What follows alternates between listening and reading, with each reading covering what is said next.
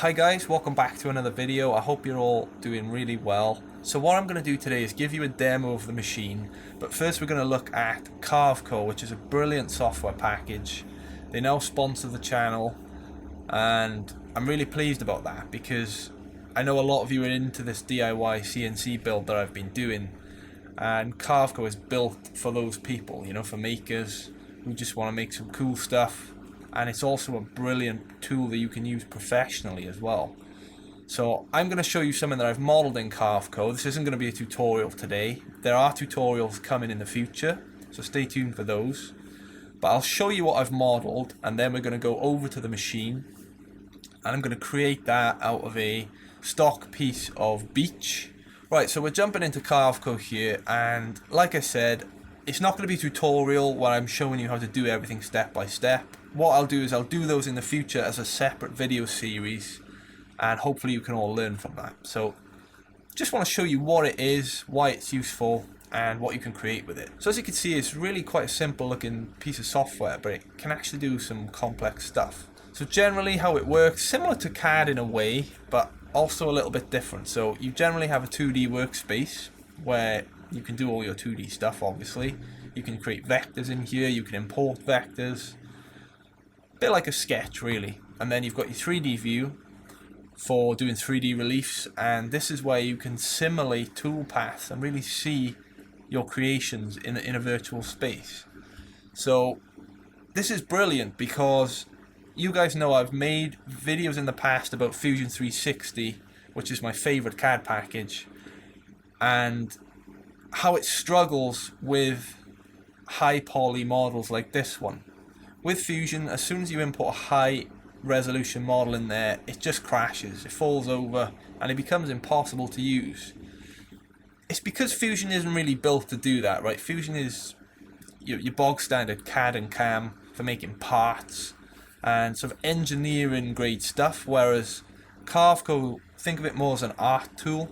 It used to actually be Autodesk ArtCam back in the day. Some of you might have heard of that, but it's sort of recently branched off, been rebranded, has become Carveco, and there's a really great bunch of people running it, and they obviously kindly reached out to me and let me use this software to integrate with projects to help you guys learn. So let's have a look what we've got here, right? So you can think of this yellow block here as my stock piece. So when you create a new project, you can define a stock piece, set that up, and then you can use the 2D bitmap layer to create your 2D vectors. So in this case I've gone for a circle object. You can see I've got multiple circles there which I've created using an offset, but what that basically allows you to do is use those vectors then as a guide for the toolpaths when you're doing contours or radius cuts, that type of stuff. So now let's go back to the 3D view and we'll concentrate on that. So you can see in the middle there I've got a really nice 3D model, or typically we call them a 3D relief. I had this one off the web, just found it, it's quite a cool model. So obviously the Grim Reaper there, and if I rotate around here you can see it's got a depth to it, so obviously 3D. And you can scale this, you can smooth it. There's all sorts of stuff you can do when you import these models, and it's really easy in Carveco to do that just by going to relief, import 3D model, and you can import highly complex models in here and it has no trouble whatsoever. So if you're looking to do a lot of stuff like this, you know, whether you want to create an Etsy business and sell these reliefs, or if you just want to make, like I say, cool stuff for yourself, that's what this is aimed at, right? It's called Carveco Maker for a reason. You can use it for all sorts of cool projects, and it's a great addition to have in your workshop and your toolkit. If you've got a laser engraver, a CNC machine, Carveco is kind of a must really. Now that we've seen the 3D model here, what I wanted to show you was the toolpaths and how we can simulate that in Carveco here. So the toolpaths can be set up. If I double click one here, you can see you can select a finishing option, a roughing option, you can set the depth, the step downs, all that standard stuff, and like I say, I will cover that in later videos. Let's have a look at the simulation here, and I can show you each of the different toolpaths and how that's going to look in the virtual space, right? So this first thing we've got is a roughing pass.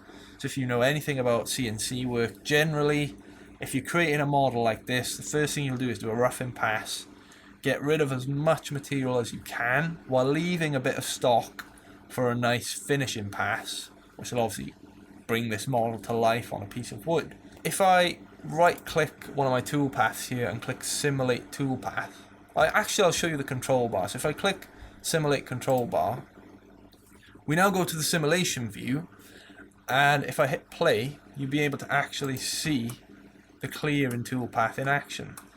So you can speed this up, you can slow it down, you can do all that stuff as well. Basically it just shows you the toolpath, right?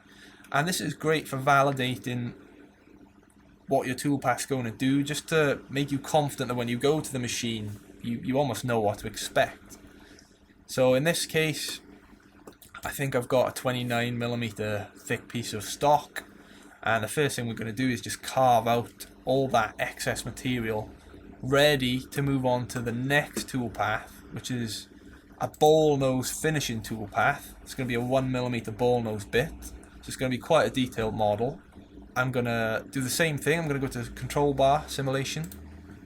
If we hit play, now what I've done here is I've got this going on a radial pass. So you can either go sort of X and Y. Typically you just come across until you work out your way across the whole model.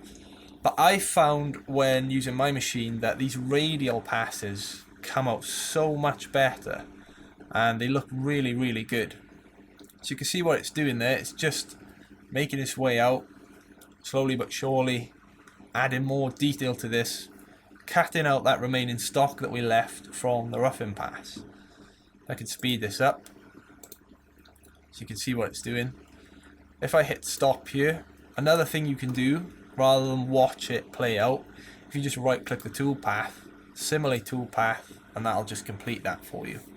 So you can see what we've got now is that piece of stock material with this model carved out, and it looks really good. You can see there's a lot of detail in there. Now what we want to do is be able to cut that out, right? Because I want it to be on sort of a circle plate.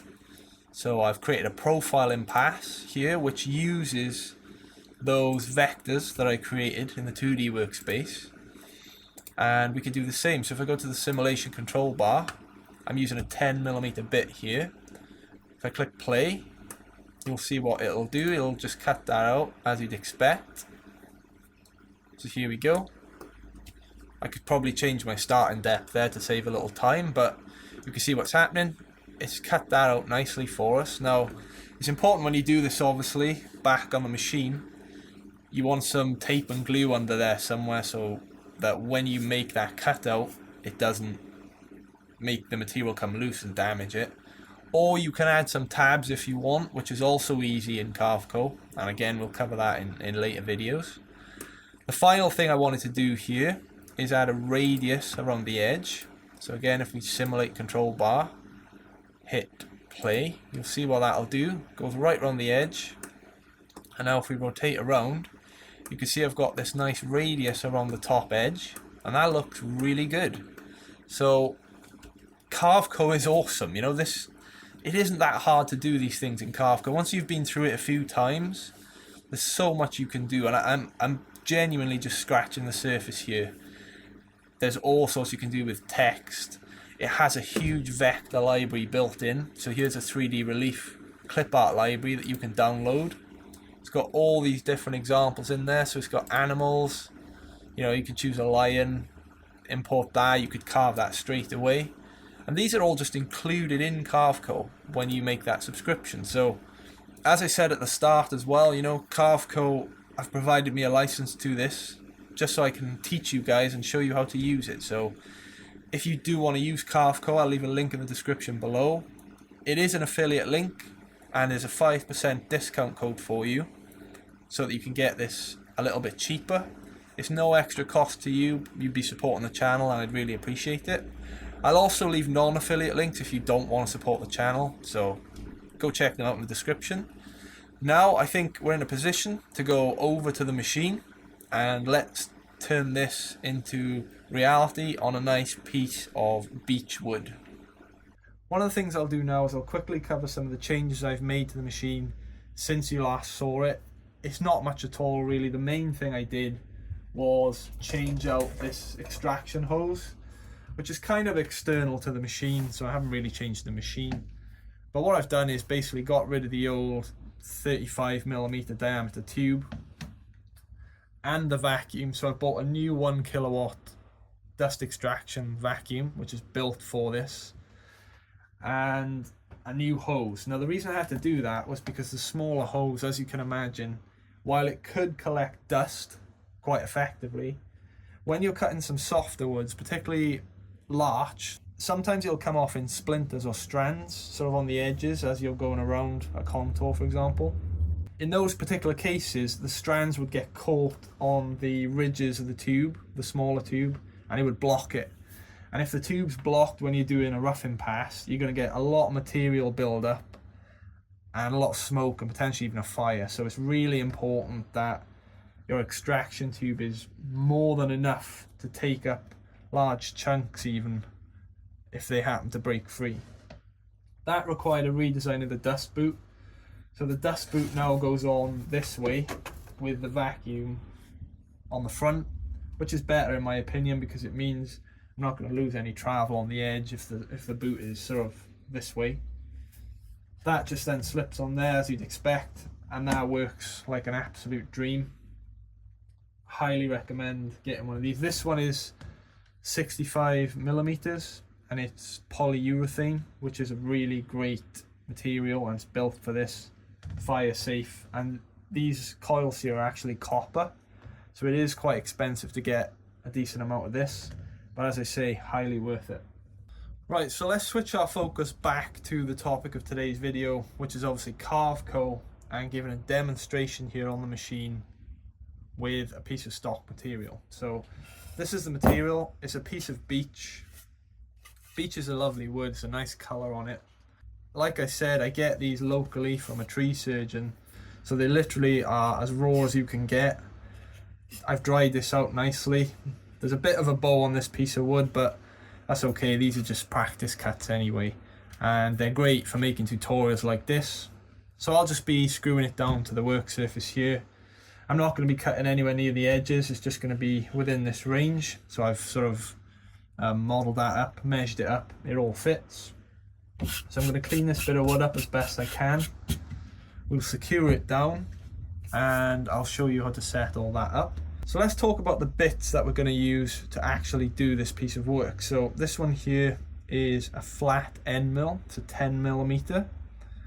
And you saw in Carveco simulation there that one of the first things we're going to do is do a roughing pass, which is going to take away a lot of the unnecessary material, which will line us up nicely for the finishing pass. So this will be used for both that clearing and also the contour where we cut out that shape, the circle. We've then got the finishing pass, which uses this 1mm ball nose bit. Now this is a very fine bit and it'll have a lot of detail on it when it's done. The bit I'm using here is a Speedtool carbide end mill. It's a radius of 0.5, diameter 3.175. With these, generally, the smaller you go, the longer it takes. Generally, I don't go as low as 1mm, just because it can take a lot of time. And for example, on a bigger workpiece, you generally can get away with using a larger radius ball nose bit because you don't need as much detail in that sense, because you're gonna think of it like a TV screen, right? If you're right up close to a flat screen TV, you can see the pixels, but generally you don't sit that close to it, so you step back. Whereas if you've got a smaller piece, you're going to be a lot closer to it, so you'll want to use a smaller ball nose to ensure that detail is there at that distance. I found personally the sweet spot for a size like this is the 1.5. However, I'm going to use the 1 just to try it out and also to make a really detailed model for this video. The other bit we've got here is an 1/8 of an inch radius bit, so I don't know how well you can see that, but basically that has a nice radius on it, standard router bit, and that's going to go around the top edge as you saw in the simulation, just to give us a nice finish on the piece. So that's basically it. We're now in a position where we can mount this down. I can show you that now. So I always like to make sure that the table's clean before I start, and also the workpiece as well, mainly because you don't want any wood chips or anything under there sort of offset in your position. This is a little warped anyway, so it's not going to be the end of the world, but generally keep this nice and clean. You can use a brush or put the vac on. Now what I like to do to clamp the workpiece down is generally I use screws with a spoil board. Like I said before, these are really replaceable. You can resurface them, so I'm not too bothered about making holes in it and that sort of thing. But what I like to do is pre-drill holes in the stock piece so that the screw isn't going to split when you go into the wood, and that's just useful. I also find that if you want to surface this, for example, I also like to use a counterbore bit to allow the head of the screw to sit lower than the top surface, so that when you're then surfacing the material, your surfacing bit isn't going to catch on the head of a screw. So there's lots of little tricks like that you can use. For this, I'm also going to use tape and glue in the middle because we're going to do a contour, but I'm not going to use tabs. So just to ensure that the material doesn't come loose or wiggle around during the last pass of that contour, we're just going to have a little bit of tape and glue, which should hold this down quite nicely. So first thing, bit of tape and glue on here and on the back side. Put that down, then we'll screw this down to the spoil board. We'll mark up our center point and we'll blast this piece out.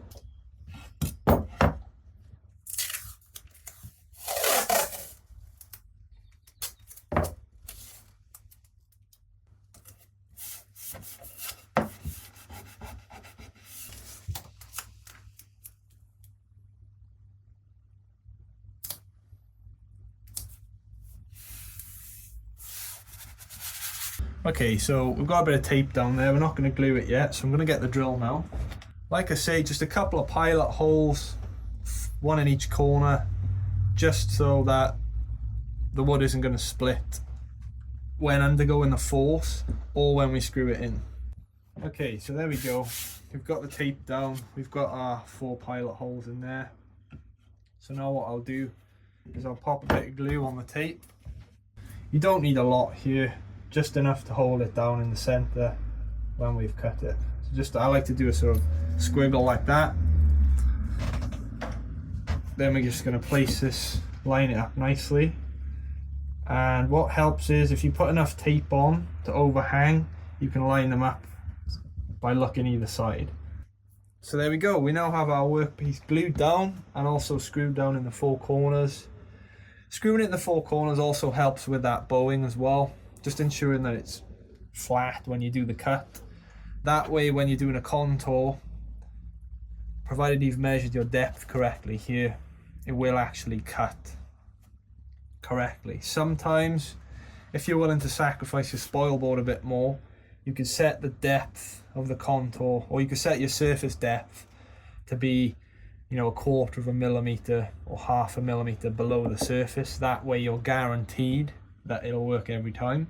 But that being said, I try to save your spoil board where you can, because if it doesn't quite go as low as you need it to, you can always revisit the tool path, set the depth again, have it start lower, and that way you can just do it again, so it's not a huge deal.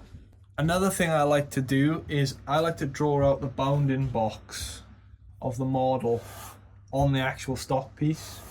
That way you can get the center marking correct, but also it's just a way of validating to yourself that your machine is going to cut where you expect it to. It's easy to make a mistake and say, I'm going to eyeball this, yeah, that's going to be fine. But if you're cutting with a bit or an expensive bit, these are just cheap bits, because when you're learning, you don't want to be using expensive bits because you're going to break some, you're going to chip some, it's just going to happen.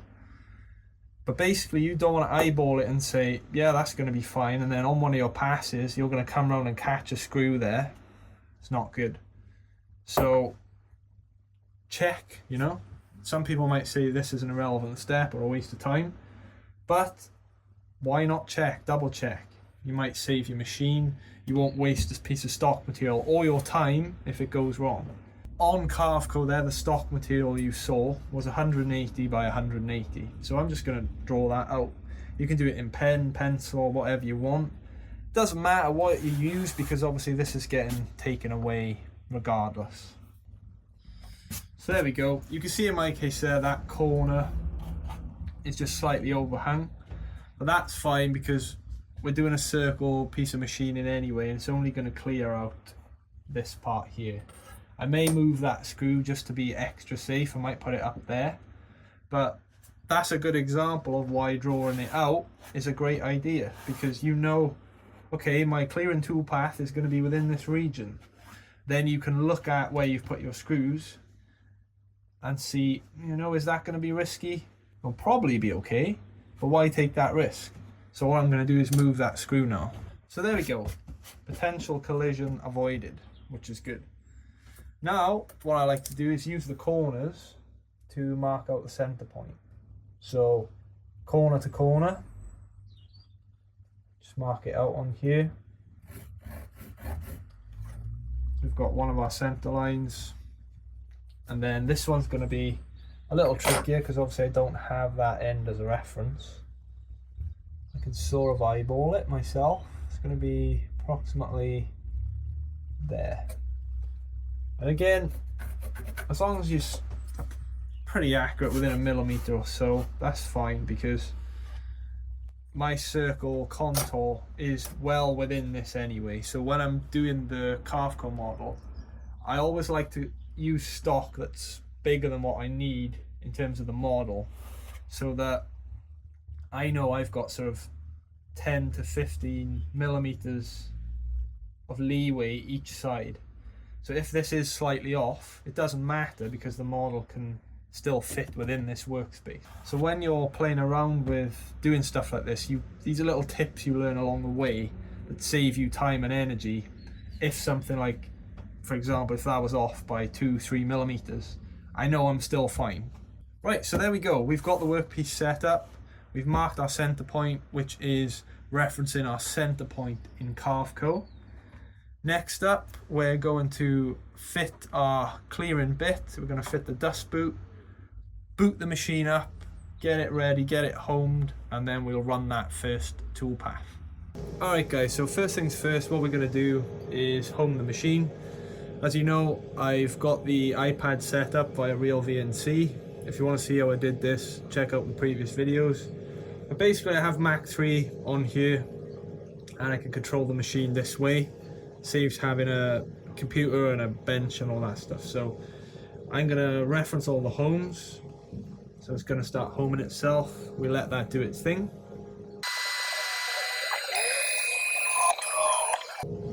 Okay, so that's the machine homed. Now what we're going to do is we're going to bring it up to the workpiece here.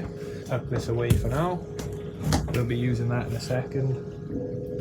So we'll bring the axes down as well. So first thing generally that we're going to do here, going to loosen the collar. We should be pretty loose already because there's nothing in it. And we're going to be using the 10mm flat end mill. So I'm going to place this in the collar, then place the end mill in, and then we're just going to start to secure that on there. So I like to always keep these are dedicated to the machine. I bought them especially, so they're always set to the right size. Just want to pinch that on. Right, so what we need to do now is set this up so that Mach 3 knows our Z reference position in regard to the material. So I'm going to load in the first job into Mach 3 here. Okay, so we've got the clearing toolpath in there. You always want to get your toolpath in first because you want to set up your X, Y, and Z reference point and then regenerate the toolpath. Because if you don't regenerate the toolpath, what happens is it doesn't update the G-code commands and your reference point, and as soon as you hit go, it's going to crash into the workpiece or your machine. So what we'll do now is get this referencing done. So I'm going to bring this up.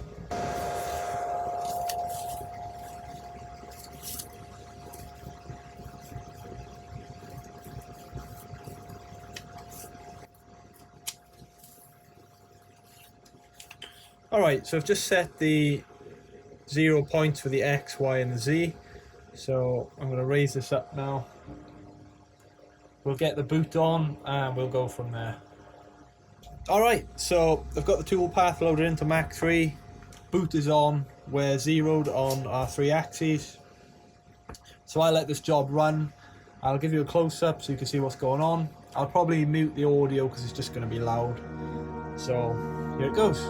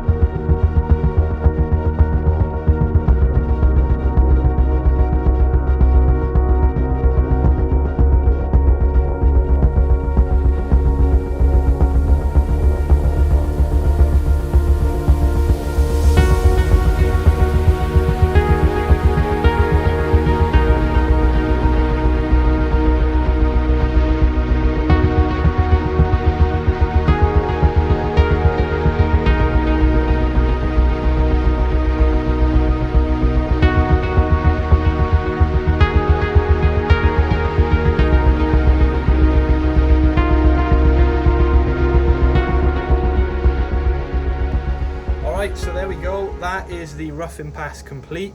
You can see it looks great. I absolutely love the finish on this beach. There's some real nice colours in there, and it's a great material to work with as well, because as you can see, it's a nice clean finish after the roughing pass as well. Some woods such as larch and pine, after a roughing pass you'll have a lot of furring and stringing going on, where you've got strands of wood flying off everywhere. And that can cause issues then when you go on to do the actual relief. So really pleased with how this is at the moment. So what I'll do next, I'll take the boot off, put the new tool in, and I'll run the carving of the relief. I won't do a full time lapse of it, but what I'll do is I'll leave the boot off and I'll capture some footage of that for you. So now I'm gonna just set my Z height and we'll be off. There we go, I'm going to set that new Z, back up we go. Alright, so I'm going to fire up the spindle and start the job.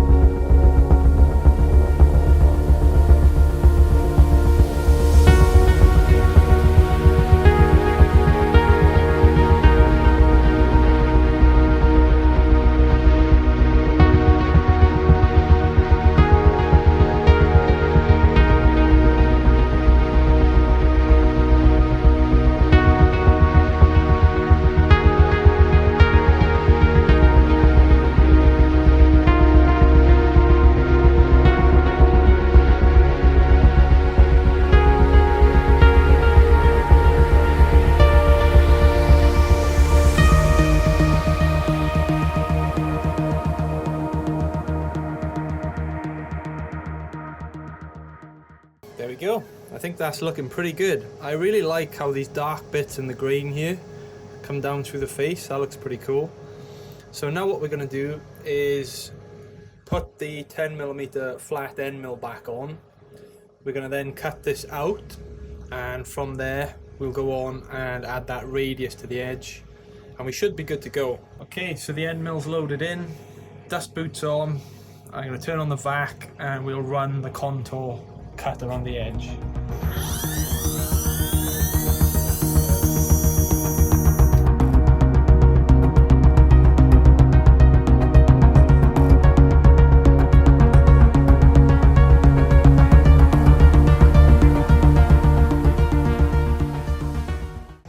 Okay, let's check it. We got through there perfectly, cut all the way around the edge, so we should now be able to remove the outer part of the material, which I'll now do. One thing I'd say as well is remember to keep some of the material aside, because you still need to do your Z height for all your bits. And if you reference the top of the workpiece, obviously now that's gone from here because you can't actually do that. So one of the things you can do is use, like I say, the spare block, because you've still got that top surface.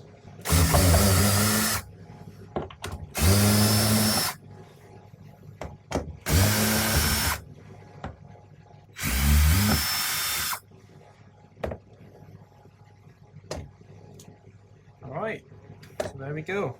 Let's move this aside. You can see we went a little into the spoil board, but that's okay, that's what it's for. I'd rather take a small piece out of the spoil board than have to keep lowering the depths each time. So I'm going to keep this bit back here to do my next height. So the tape is now holding that in place quite well. Again, I'm going to swap out the bit. Next one up is this bit here, which is the radius bit.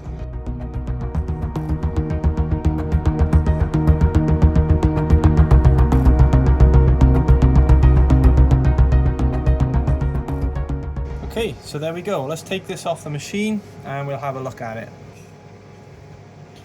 Okay, so there it is, straight off the machine.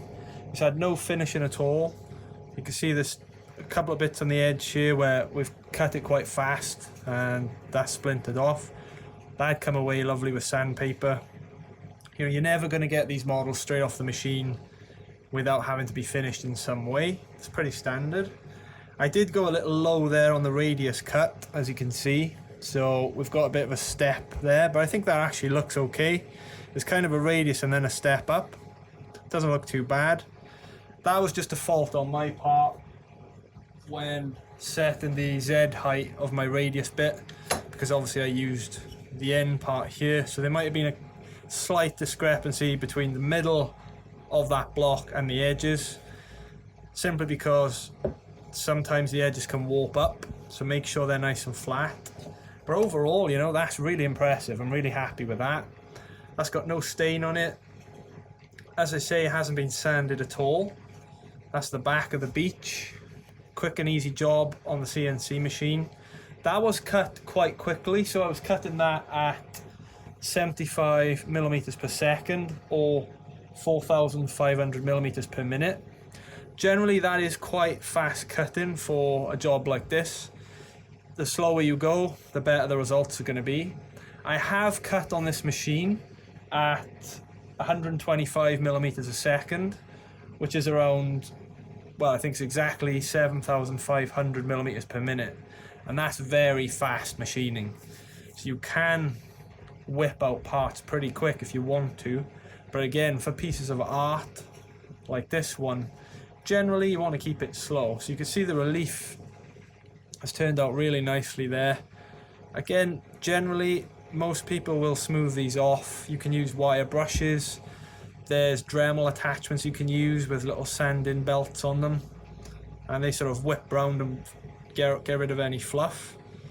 But that's pretty cool. So what I'll do now is I'll go and give this a little bit of finishing, come back and I'll show you the final result.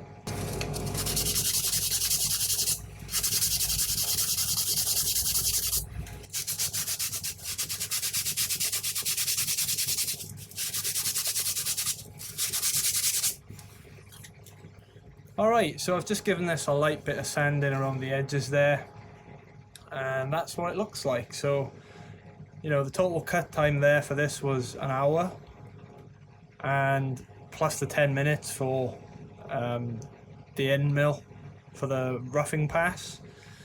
The contour and the radius paths were like a minute in total, so they're quite quick. But yeah, you know, you can see the type of results you can get cutting at 75 millimeters per second.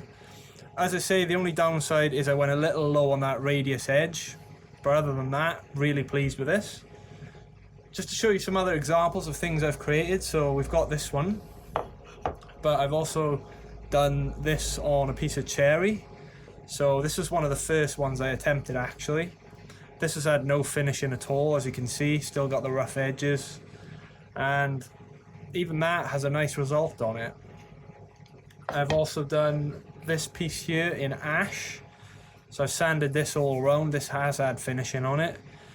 Same thing in Carveco, you know, I used a heart bowl shape, and then I imported this 3D relief onto that, which is a horse and an angel.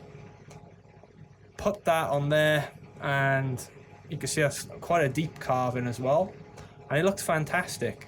And as I said, that's on a piece of ash, which is a very hard wood, generally harder than oak, and this machine made easy work of that. I've also played around with stuff like this. So this is what I would use for a sign. This came from a piece of larch. All of these are from raw pieces of stock, like you saw at the start of this video. There's a guy local to me who's a tree surgeon, and he sources all this wood locally in a sustainable way. So it's really handy for me, and I'm able to get wherever I want basically, and he gives me a good price on it, and I have a lot of access to different materials.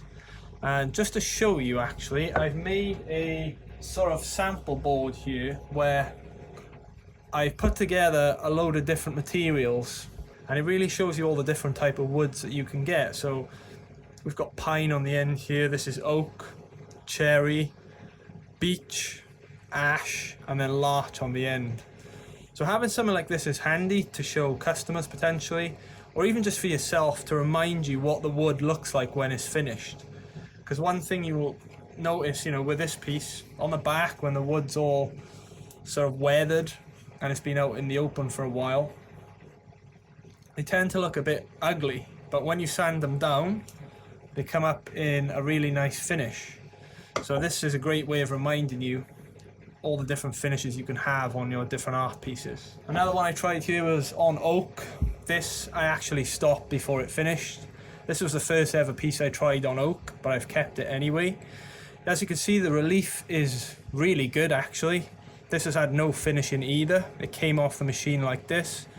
The only thing I didn't do was cut it out, just because it was a bowed piece of material, as you can see, and I just wanted to test with it. I wasn't too bothered about having a piece at the end of it. It was just a way for me to test the capability of the machine on oak and at what speeds I could sort of play with. So there we go. Hopefully that gives you a good idea of what you can achieve with a machine like this. I'm able to work on multiple different types of woods, both hardwoods and softwoods, and certainly will be trying to mill out some aluminium and potentially some steel as well in the near future. I'll let you know how that goes in the form of a video. I'll try and record it. I've got a couple of interesting projects coming up where I need to mill out some aluminium parts to go on a chassis, so I'll document all that as well. So that's it for this video. I hope you enjoyed it. I hope you like what I'm able to produce with the machine, and I'll have some details soon on how I'm going to release the files and how you can get started building one of these for yourself.